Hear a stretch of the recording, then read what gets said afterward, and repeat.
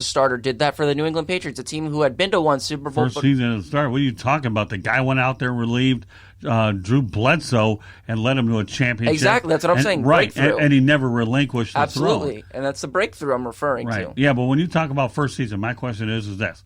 Drew Bledsoe quarterbacked the team throughout the whole year, and Brady took advantage of his opportunity. I'm not saying that Tom Brady was a quarterback from start to finish. No, he wasn't. No, I'm just trying to make a point. That's all I'm trying to do. But, yeah, you're on the right track with this thing. You really are. That, he took over the throne, never gave it back, okay? And a lot of people in Detroit will always wonder about Eric Kramer leading the Lions to their only win in the playoffs since 1957. A lot of people question why Rodney Peete got the job because Wayne Fontes was a loyal guy. But Eric Kramer is the type of guy, to me, he's a trivia question is what he is. Who was the last Lions quarterback to ever win a playoff game? And there you go, Eric Kramer. That's one thing you don't know, but you know a heck of a lot. You know what I mean? And those franchises are always going to be fascinating case studies until they finally break through. And then when they do break through, it's how do they sustain that? And I think that's what right now, Matt Patricia, I believe you've said at times he's a good coach and he's a bad coach. No, I've never said that. I never thought much of Matt Patricia. I thought he was a bad hire, no coaching experience, a New England puppet. Just because you have a new Belichick sign off doesn't mean it's always going to be a good one. I mean, the last guy. There's only two guys I think could potentially make Belichick look proud. Vrabel. And there's one, and that's over the weekend. And then the other one that I actually like down the road is actually Brian Flores. And we're starting to see some good things out of him for a year where a lot of people thought they were going in 0-16, and they won 5 football games by playing hard. And the Miami Dolphins have a huge upside going on. So isn't it crazy, though, how we characterize them as this incredibly unstable franchise at the outset of the season. Remember when we had just started doing these shows, it was about week 5 or 6 of the season. They committed to Rosen. He has one bad game, and they say he's going to be the starter for the rest of the year, and then they go back to Fitzpatrick. And and you and me we're sitting in the same spot, and we're like, what's going on? Like, we can't stand these guys. And now the narrative has shifted because Flores has gotten his guys together. They realize they're not going to win, and they've played well in support But here's of that. the thing that we don't see in the studio. Practice and how they handle themselves in meetings. That's what we don't know. We can really speculate on the outside looking in, you know what I mean? And that's where guys like Brian Flores and the rest of that coaching staff can evaluate, as well as player personnel. Obviously, they didn't think Rosen, was good enough. I still think that Josh Rosen's career potentially could be salvageable. If for some reason it's not in the NFL, watch for Josh Rosen's name to come up in the XFL That's down what I was the road. about to think. Yeah, say that. I think so. So, I mean, to me, it's one of those situations where it's arbitrary that, Josh Rosen has been dealt a tough hand, but with not only the Arizona Cardinals, but the Miami Dolphins as well. Yeah, he's been 2 stops where they really haven't given him a chance. I mean, Arizona, he played, but nobody was impressed with what they saw. If you want some NFL news real quick about them, Larry Fitzgerald's coming back for another year. Yeah, There's another piece of positive news that we can look at in this week. He saw that Murray's a lot of fun, and when you have a young quarterback, energizes not only a fan base but a team who would want to be able to come back. And there's one of the few guys that can actually say went to one team and started the whole year, and he stayed with the Arizona Cardinals, and he's had a lot of good moments with them. So, absolutely. Yeah, I'm glad you brought Larry Fitzgerald up. That's a very good example. I think right now, just because the sports climate, I mean, with dynasties like the Warriors not being the same, baseball having this scandal, the Patriots being knocked out early, and these questions surrounding Brady and Belichick, it's good to have storylines like Kawhi, and then to see Larry Fitzgerald come back and put aside, he knows that it's probably not going to be uber competitive, and we'll see what the draft yields for them, but it's good to see guys like that coming back and giving the fans what they want, really good players that the fan base can rally around. Well, I mean, we're talking about scandals before, and I will point this out, okay? Baseball had the steroid situation, but let me tell you, and we won't dwell on this. This will be for another day. I'm just making a point because it's synonymous with the topics that we're talking about tonight. But anybody wants to sit here and get on Mark McGwire and Sammy Sosa's case, remember one thing. When baseball canceled the World Series, they can thank McGwire and they can thank Sammy Sosa for saving that sport. Baseball, absolutely. They did. So let's talk about that for a moment. Okay, don't sit there and tell me the owners are giving back that money with all the souvenir sales, and don't tell me the Cardinals are giving all that concession money that they had for batting practice and as well as the Cubs. They're not doing it. Unlike the NCAA, okay, that takes away titles, baseball won't do that. They won't put an asterisk next to it. The Astros will be the world champions, so will the Red Sox, okay? Now, nobody will look upon that and frown upon it anyway. Baseball's too good for what the NCAA does. Take it away, okay? But will it be a black eye on the sport? Yeah, it will be for a while. But I think as time goes on, okay, and Rob Manfred governs this whole situation, he will. And you know what? They'll do the best they can to try to work through it as well as they possibly can. Baseball, like any other game, is a game built on failure. And I think you can consider those two world champions as failures. And I think that's one reason why, because of this fact that baseball is a sport permeated on failure. You fail 7 times out of 10 and you're in the Hall of Fame. Or if you're Reggie Jackson, you fail 74 times out of that and you're in the Hall of Fame. Those are just reflections of that. All right, well, one guy we don't have to worry about reflecting on that is a guy by the name of Mel Farr. Mel, if you wonder what we're talking about the dysfunction of baseball, but we're glad that you can change the subject over to football. And Mel Farr, just so you know, folks, okay, a star running back over at UCLA, and he went on to have a pretty good career. So, Mel, Happy New Year. Great seeing you in Atlanta. Welcome back to the show, buddy. Well, thank you. I appreciate it, man. Happy New Year to you, too. Great. It was a pleasure meeting you over at the Big Chicken out in Atlanta. I know that we had some great photos out there, and you know what? It was just an unbelievable time that we got to spend some time in Atlanta. The best part about Atlanta is it's off I-75. We get to hang out, and we'll, who knows what other hangouts we'll have. So glad to have you back in the rotation, Mel. Thank you. I appreciate it. All right. So, anyways, let's talk some college football.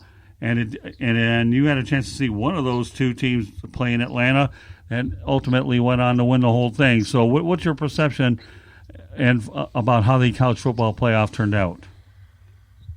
They turned out exactly like I thought they would. I mean, I was telling a buddy of mine that I thought that LSU would win by 2 touchdowns. I thought they would blow them away. They started out a little slow. There's a bad field position, and I think they were, probably a little bit of nerves. So they started out a little bit slow, got down, but eventually, once they were able to get into a rhythm, they did exactly what I expected them to do. Because they were a superior football team. I thought that they were the best team in college football all year long. One thing about Ed Orgeron is he's a great recruiter. I don't think he's as good of a coach as Dabo Swinney, but I know he's a fierce recruiter, and I think he had better horses than Dabo had. And I think he delegated the responsibilities to his offensive coordinators, the defensive coordinators, let them do their jobs, and he did his job. And I think the best team won. How do we talk about Ed Orgeron, knowing that USC made the biggest gaffe on the planet by letting him get away, and now he's landing in a spot? How much crow, Mel, and you played in Los Angeles with UCLA, do you think that USC's eating right now because Orgeron could have been doing the same thing in Southern California? Instead, he owns the state of Louisiana. Yeah, I mean, he wasn't the popular pick, obviously, even at LSU.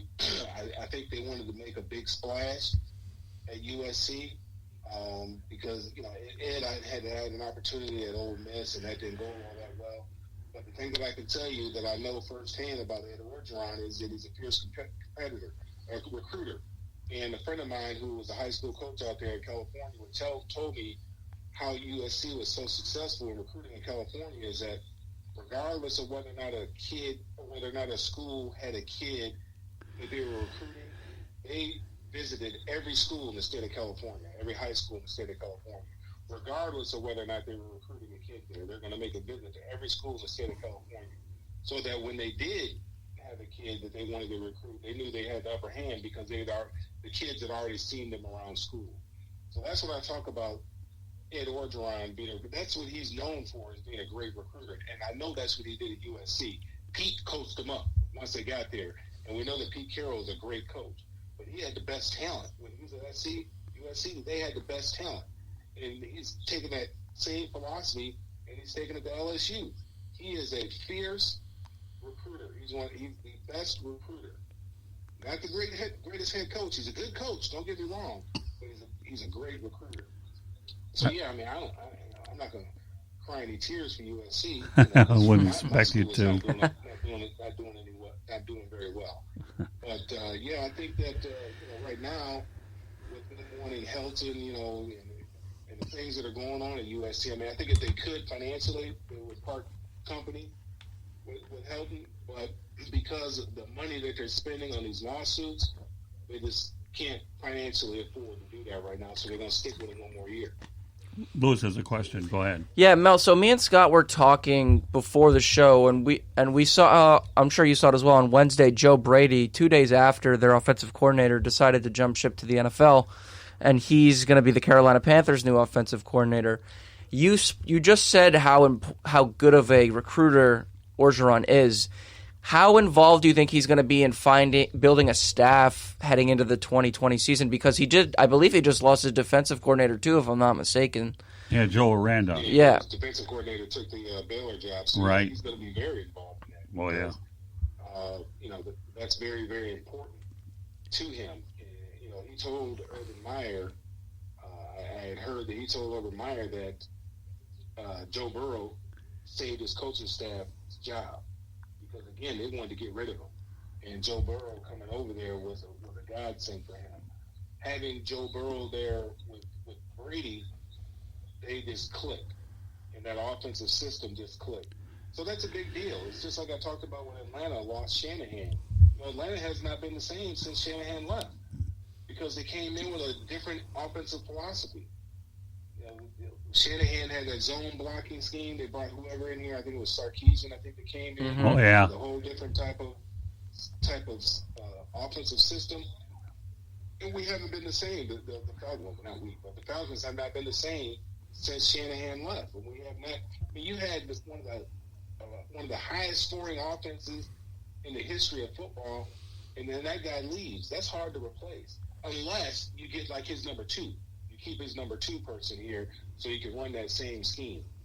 So, yeah, he's going to be very involved in it because, hey, his livelihood is dependent upon that. Mm-hmm. So, I mean, defensively, he might be able to promote somebody who was in that scheme.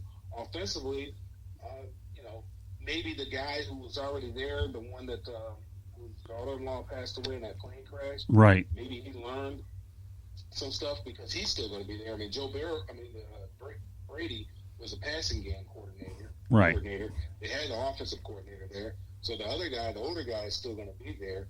So maybe he did learn some things from him, and they'll be able to keep that in the offense with the next guy that is going to play quarterback for him. That's the bigger issue too, is who's going to take his place. Who was behind him because he didn't obviously. Joe Burrow's had that position for 2 years now. So we got to see who they have. And I know he's a great recruiter, so I'm sure they have somebody there that's going to be ready to throw that ball around. Well, so that's going to be the thing, is who's going to take Joe Burrow's place. Yeah, the one thing that has to be understood here is now that Ed Orgeron has won his national championship at LSU, he buys himself time to be there for 3 to 4 or 5 years because he's such a hot commodity. Absolutely. So, again, when you win, players go pro to get paid.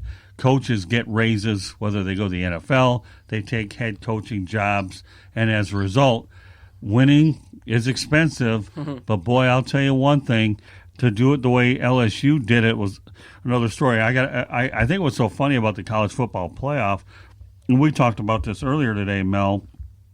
I'm in Los Angeles at LAX, and I forgot the football game was even on until I got to the airport. And we both, and you even said, "Hey, there's so much to do in LA." You forget about the whole thing, don't you? Right, and then Georgia, the South, and Georgia in particular, makes football team. So I mean, you're reminded of it constantly. It's always in your face about the college football playoff. But obviously in California, there's so many other things going on. Movie premieres. Oh yeah. You got the Lakers and you got the Clippers. I mean, there's so much stuff going on in LA that it's easy to forget it because there's just so much stuff to do. Whether it's the beach or you can go up this time of the year, you can go up to the mountains, you can go skiing. Mm-hmm. There's just so much to do out there. Hey, nothing like Santa Barbara right by the boats, huh, Mel? You been up to Santa Barbara? No, I had not been to Santa Barbara. Yeah. As a been to Santa Barbara, but I know when we were